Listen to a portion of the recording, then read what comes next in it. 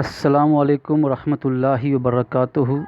Dear students, today we are going to take the reading of the first poem of your syllabus, that is Where the Mind is Without Fear.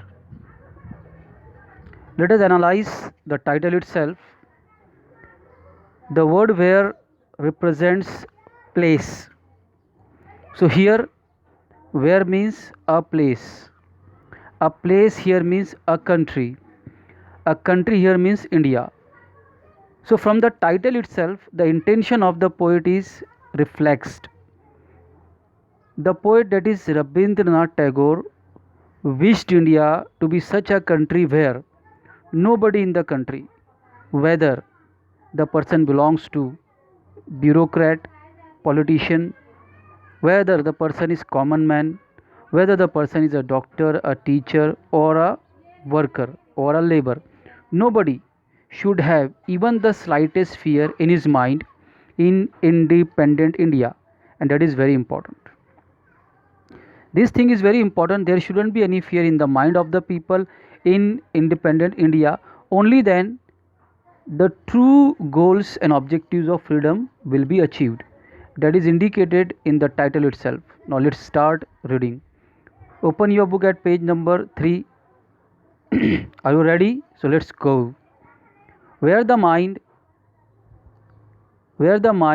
is without fear and the head is held high. Now this phrase, head is held high, this phrase means everybody should be given equal respect, whether the person is a labor, a bureaucrat, a politician, whether a person belongs to upper social class or lower social class, irrespective of their social class, their designation, their social status, everybody should be given equal respect such that they should be able to live their life with their head held high, where education is free. Now education is very important in any society.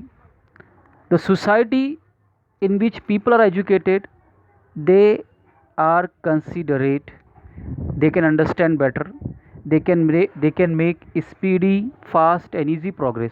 So education is very important, and education cannot be given to all in a country until it is free. So it was one of the most important intention, wish or desire of the poet to give free education to all. So in these two lines the poet wants three rights to be compulsorily given to all the people in India, irrespective of their social status, irrespective of their poverty or affluence. They should be given these three rights. Nobody should be able to make them frightened. Nobody should be able to scare them, and everybody should be given respect, and knowledge should be free. In our country, knowledge means education is given for free. In our country, we know that education is given for free in our country in government schools. Now the third and the fourth line, it shows the condition of Indians, the socio-economic condition of circumstances of our country since pre-independence era, as our society was divided on the basis of caste, lower caste, upper caste. It was a great hurdle in the development of poor people, in the development of people belonging to lower social caste. The writer says it should be done away with, it should be rejected. This custom of caste based discrimination should not be followed. It should be stopped, it should be rejected. Where the word has not been broken up into fragments by narrow domestic wall. Now you can see broken up, a phrasal verb which means divided. Fragment is actually a very small part of something is called fragment. Narrow domestic wall, idiomatically it means social division, the division of society that is based on wrongful caste based system, in which a person belonging to upper caste is given more importance, more rights unnecessarily, and a person belonging to lower social caste, lower social category, he is not given his due rights, he is not given his respect. So this system should be done away with, this system should be stopped, where the words come out from the depth of truth. Now, up to fourth line, the writer discusses rights to be given to the people of India. Fear should not be there, respect should be given, knowledge should be free, and division of society based on caste based discrimination should be stopped. Now, in the next lines, the writer wants certain qualities to be infused in the people of India, moral qualities, you may say, because until these moral qualities are inculcated in people, they cannot make true progress. First quality is sincerity, truthfulness, honesty. People can be honest under force, people can be honest from inside. Which honesty is best? The honesty which is from inside. So writer says the people of our country should be honest from the bottom of their heart. If they are honest from the bottom of their heart, it doesn't matter what circumstances, what conditions they may be in future, they will always be honest. Even if temporarily,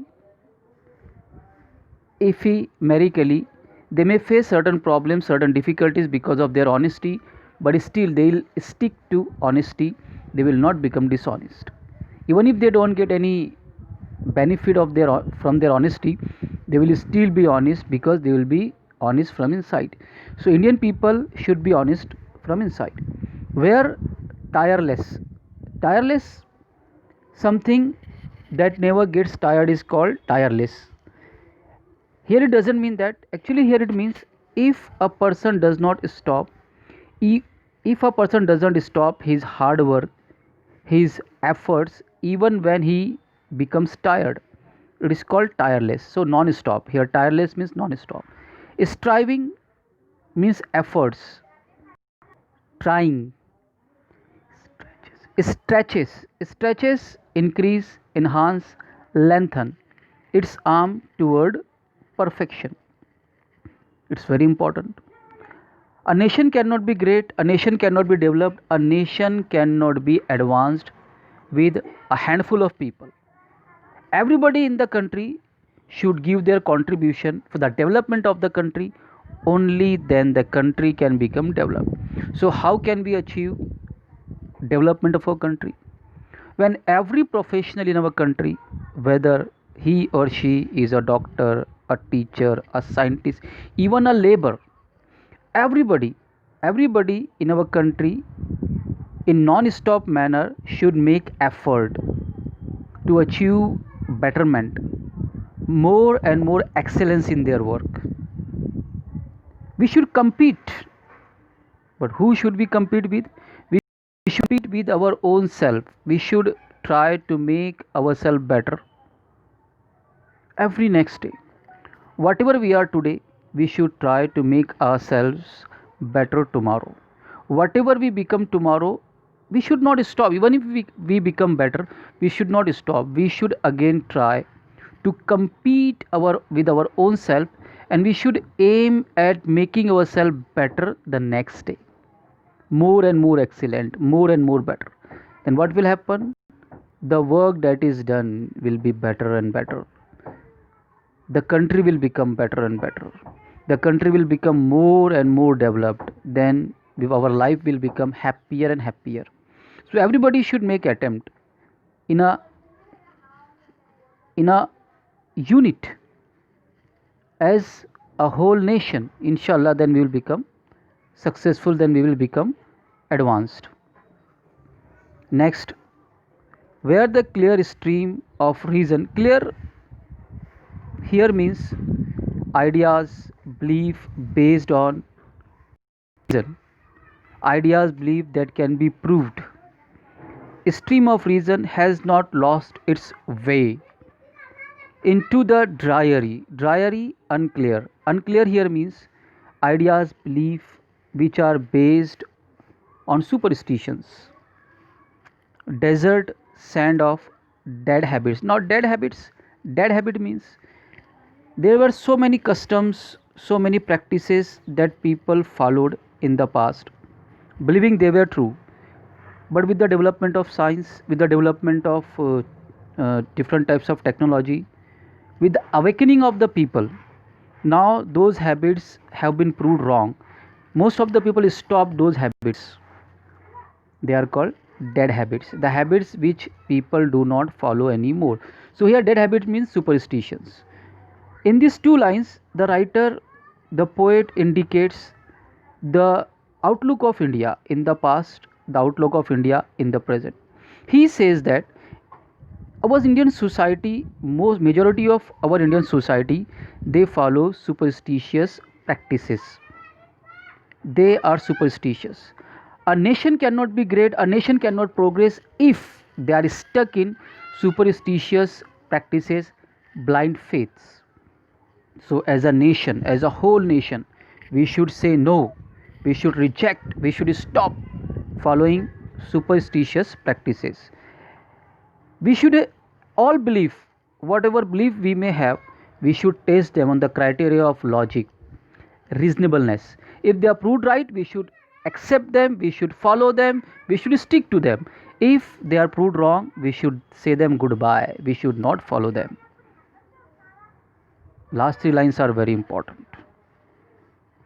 Almighty. You know, who we follow is very important. If we follow the bad, we become bad. If we follow the good, we become good. So writer here praise as well as suggests us that we should follow the Almighty Allah. We should follow the commandments of Almighty. We should change our actions. We should convert our thoughts. We should change everything according to the commandments of, according to the orders of Allah. Our thoughts should be according to Allah. Thoughts are very important. Where the mind is led forward by thee. Thee here, you can see here thee is archaic word which means you, and you can also see here thee is not the first word of the sentence, yet t is capital. So here one more grammatical point we come to know: whenever we use any pronoun for the Almighty Allah, its first letter should be capital. Where the mind is led forward by thee means our thoughts should be according to your instructions, into the ever widening, ever always widening, becoming larger, bigger, more and more spacious. But here ever widening means becoming better and better, better and better. It is the opposite of narrow. Narrow thought and action. Now the writer says thoughts are very important. What come in our mind first is thought. If we accept that thought, if we make the thought a part of our mind, it becomes belief, and it is the belief that encourages us, motivates us to take action. So in short, actions of a man are part of their belief, and belief is because of thoughts. So thoughts are very important. So our thoughts should be better and better and better, and our thoughts can be better only when they are according to the instructions of Almighty. So it's a prayer also to Almighty, to Almighty by the poet, that oh Almighty Allah, do such thing that our thoughts should be controlled by you, then our action will automatically be controlled by you. Into the heaven of freedom. Now heaven actually paradise, but here means one of the best places. Heaven means one of the best places, a place which is full of pleasure, a place which doesn't have any sorrow, any greed, any negative quality. So if we follow Almighty, if our thoughts are according to Almighty, inshallah our country will become full of pleasure. Everybody in our country will be happy. My father, let my country awake. Now awake means wake up after you sleep, after you have stopped your sleep. But here Awake means start after freedom. So it was reading, explanation, and meaning of unfamiliar words. Inshallah, in the next lecture we will see figure of speech, rhyming scheme, rhyming words, as well as the type of questions asked, the pattern of question asked in board examination. So jazakallah for watching. Now it's the time to say goodbye. Jazakallah for watching. Assalamu alaikum wa rahmatullahi wa barakatuhu.